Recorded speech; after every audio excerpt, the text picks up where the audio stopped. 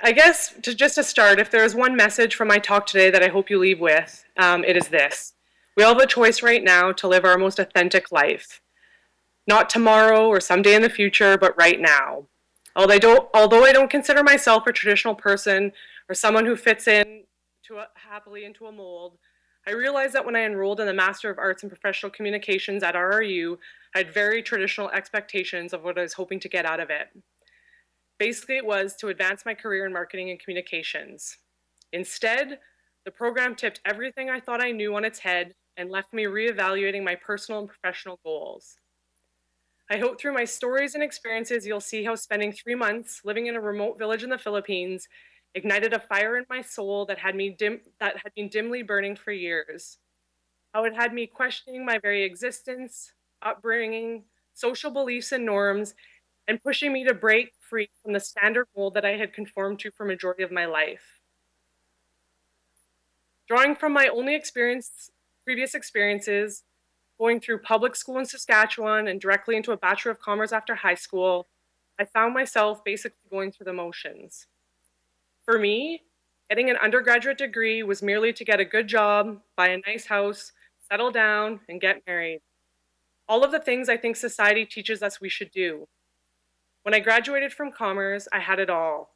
I was working in Bankers Tower in downtown Calgary. I had a good paying job, nice place to live. What more could I want, right? But I remember looking out a window on the 21st floor at this picturesque scene of snow-capped mountains, but the irony was that I was stuck sitting in a monochrome office. It reminds me now of Mad Men, and I kind of laugh about it. All of us in our perfectly steamed black and gray suits, shuffling our way up and down the elevator every day, nobody really talking to each other because we're all too busy or important. I kept wondering, is this it? Are we supposed to work, come home, go to sleep, wake up, repeat? Not to mention how much I hated wearing a suit.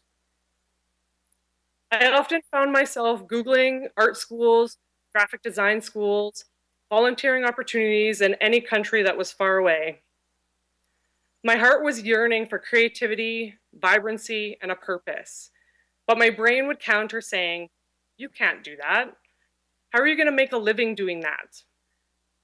So I fit back into the standard mold, the norm of what you think society wants you to be or what you think is right.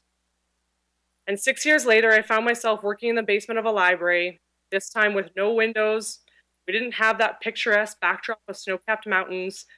We were literally living the majority of our days in a cinder block hole with the passenger's song, Scare Away the Dark, playing on repeat. The lyrics painting the exact picture of my life. And it goes like this. We wish our weekdays away, spend our weekends in bed, and work ourselves dead.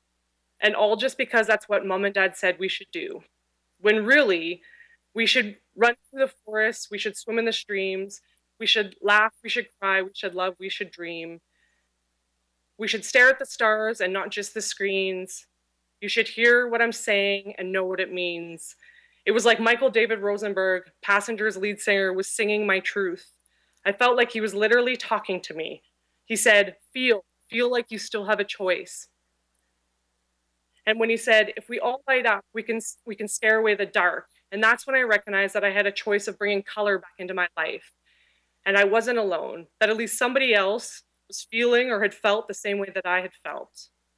All of this was happening simultaneously while I was doing my master's, and it dawned on me that if I do my research on libraries, I'm just continuing to add to this monochrome narrative of a life. Same old, same old. And RRU really opened my eyes to the possibilities and prospects of what could be done. Studying dance culture in Havana, studying remote cultures in Haida or documenting orphanages in Colombia. Culture, purpose, ways of life unlike my own is what I was searching to know and learn. So I embarked on what would be a life-changing adventure, one that didn't come with ease or comfort, in fact, quite the opposite. Combining my love for photography and travel, I traveled to the Philippines where I lived for 3 months, nestled between the ocean and the verdant, vast, dense ridges of the northern Sierra Madre mountain range. I would spend 6 weeks dwelling with the inhabitants near the Blos River in northern Luzon. This area is remotely located in the largest protected area in the Philippines as it covers the last undisturbed lowland rainforests. There are no roads that connect these people to the mainland Luzon, no electricity, no running water, no internet, no cell coverage. You're not going to find Facebook, Twitter, Instagram, or Snapchat. The only way to access the area is by small propeller plane or ferry. And you're probably envisioning BC ferries, but it's nothing like that. It's a small wooden boat with minimal coverage from the scorching sun that can take anywhere from 6 to 12 hours, depending on the day and depending on the person you're asking. With no formal photography training or background in international research, what I was setting out to do was highly risky, but I figured that there was no better time or place to try. I remember it like it was yesterday, landing on this half-grass, half-paved runway that was narrowly set between the ocean and the rainforest, stepping out of the plane for the first time, my feet connecting with the lush green grass. The moisture from the sea and rainforest caused them to sink gently into the earth, and for the first time in a really, really long time, I felt grounded. Being there helped me appreciate and reconnect with the beauties of the natural world, like the lush green rainforest, the crystal blue river streams, and the simple way of living without the necessities of cell phones and internet. I actually missed my freshwater showers, my freshly caught fish, and the slower way of life. Now, don't get me wrong, life near the blows isn't perfect by any means, what life is. They have very real struggles with poverty, marginalization, and segregation, but it definitely forced me to continually question what my purpose was and reflect on the life I wanted to live when I got back home.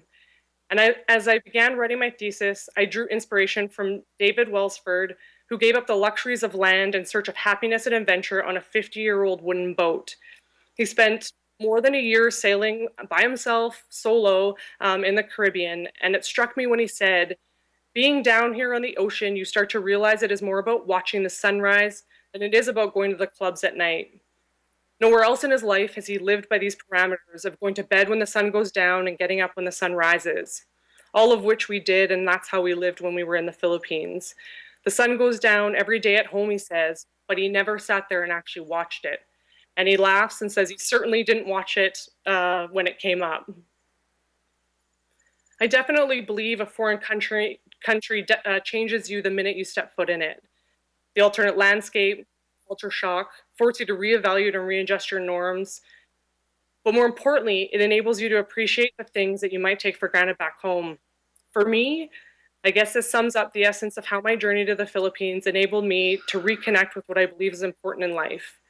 The notion of spending more time living right now, in this very present moment, and less time accumulating things, cars, houses, trucks, but more importantly, living your authentic life and not the life you think society wants you to live. Thank you.